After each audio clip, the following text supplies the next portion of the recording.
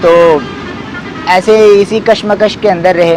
تو ان کو خیال آیا کہ اللہ رب العزت سے میں دعا مانگتا ہوں۔ ایک رات انہوں نے اللہ رب العزت سے مانگا تو دعا قبول نہیں ہوئی کہ یا اللہ میری جو جنت کے اندر میری بیوی بنے گی مجھے وہ دکھلا دیں۔ تو پہلے دن تو خواب ان کو آئی، پہلے دن خواب نہیں آئی ان کو، اور دوسرے دن بھی دعا ان کی قبول نہیں ہوئی، اور تیسرے دن اللہ رب العزت نے ان کی دعا کو قبول فرمایا۔ اور جب ان کی دعا قبول ہوئی تو انہوں نے خواب کے اندر ایک خاتون کو دیکھا جو کالی تھی، تو بہت ہی کالا سیاہ رنگ تھا، اور تہجد کے وقت ان کی آنکھ کھلی اور اٹھ کر انہوں نے 2 نفل پڑھے اور صبح کو فجر کی نماز جماعت کے ساتھ پڑھی اور اپنے گھوڑے پر سوار ہو کر چلے گئے۔ اور خواب کے اندر اس عورت نے اتنا بتلایا تھا کہ میرا نام میمونہ خالد ہے، میمونہ ولید ہے میرا نام، اور میں جو ہوں بصرہ کی رہنے والی ہوں۔